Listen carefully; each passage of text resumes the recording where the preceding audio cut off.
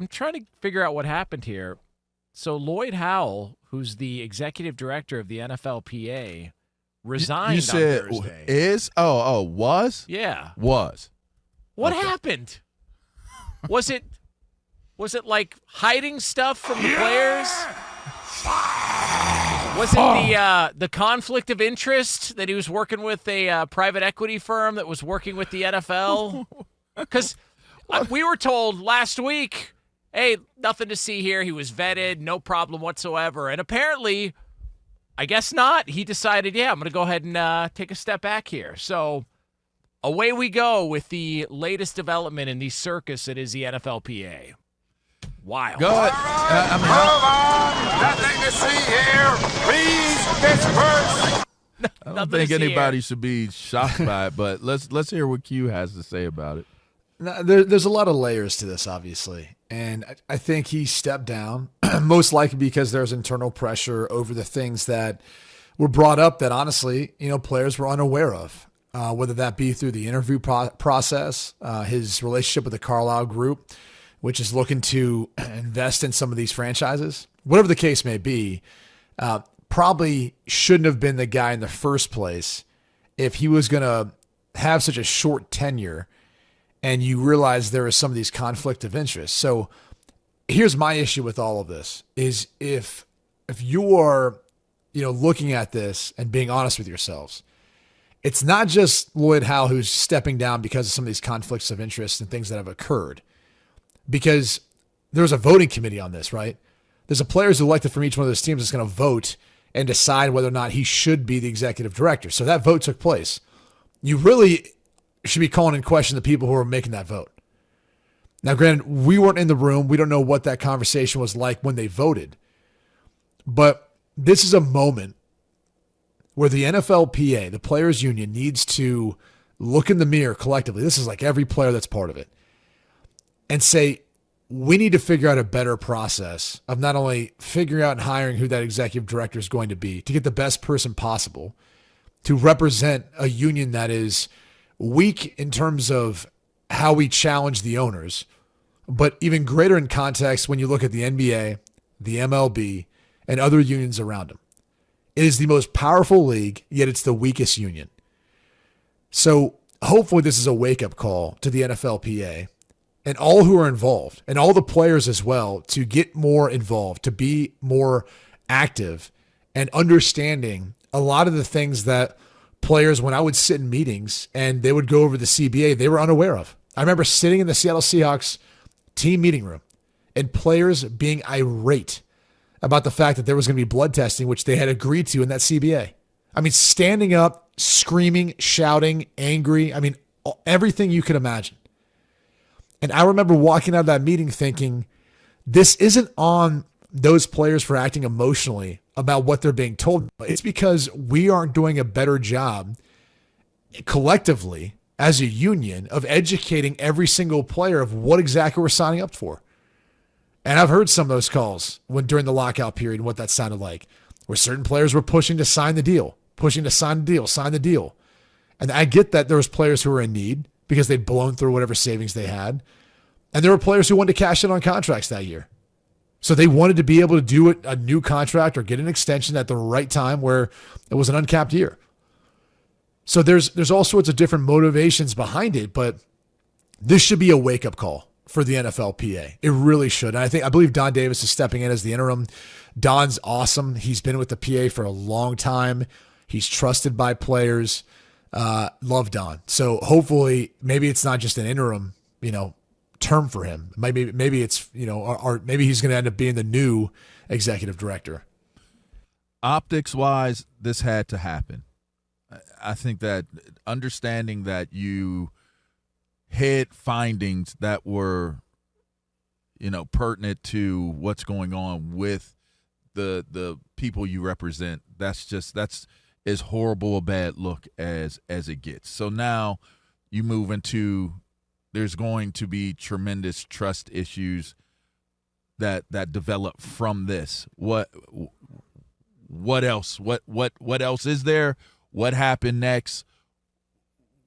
What should we expect? Now, in terms of that explanation and antidote for the players, the spectrum of education and understanding is super vast.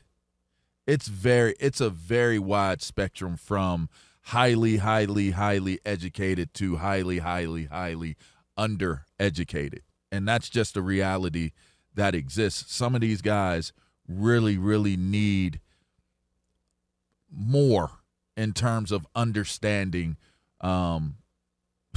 simple things, not just getting into business, but getting into just simple things of understanding.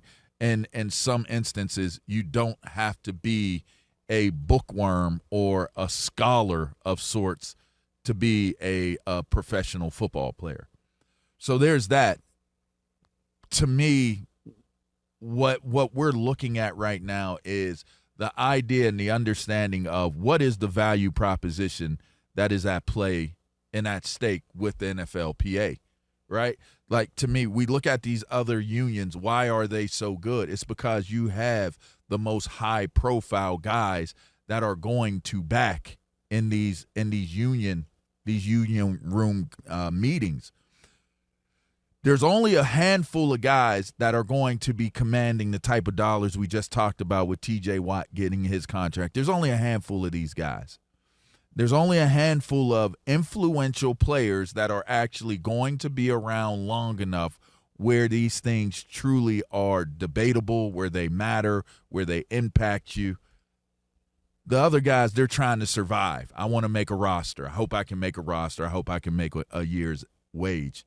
So to me, I think that this is such I feel like it's an easy fix and it's a complicated one all at one time. The easy fix is you got to get your most highest worth athletes to come together and make sure that whatever it is that the agenda is, that agenda is fitting and it's fair to the players, and the players are given a fair opportunity to understand what those things are, like a drug test, like the GLA and your name, image, and likeness, the benefits that are connected to what you have going on, the rules of engagement between you, the player, and the franchise that you play for.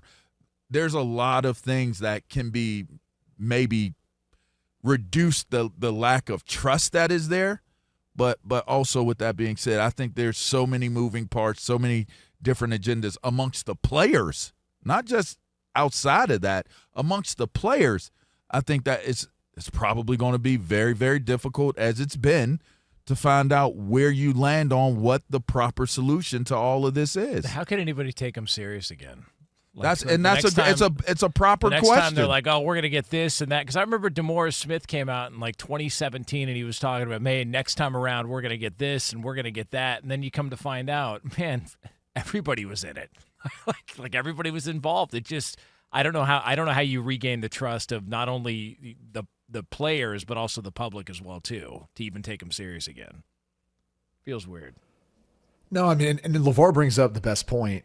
And really, to hammer it home, you were doing union deals for players who aren't even in the league. Like the deals you're doing, the negotiations with different collective bargaining agreements are oftentimes in college. I mean, your average career length is 3 years. So oftentimes you're trying to make sure those players who are, if you're doing a bell curve, right, who are half the league, who only are in there for 3 years, you're trying to educate them, get them to understand all of it. But the reality is it's the guys who are not even in the league yet who are most likely going to be walking into whatever collective bargaining agreement you just negotiated. Which is crazy. That's crazy. Yeah, but it makes it really, really hard. You look at baseball, you look at the NBA, you look at some of these other league, guys have guaranteed deals. When they sign a 5-year fully guaranteed deal and they get bought out, they're still making 2/3 of that, or they're still making a good chunk of that, depending on the language of it. So teams have to invest with them. They have to be patient with them. They have to, if they get traded, they're still on that deal. The other team's absorbing that. So there's a lot of things. Now they could get bought out and maybe they're out for a minute, but they'll find their way back into it. They tend to have, if they make it, a much longer career path. So it just is a lot of people too. And that's the other thing. It's a lot of people. You get so many people with different most. opinions. Like every collective bargaining agreement that it comes to, you've got probably 7, 8, 9 different things that you're trying to improve upon, and the owners have 1 or 2. And so that makes it difficult to ever make any headway. But even more than that, to get a consensus on any one thing that people feel strongly about.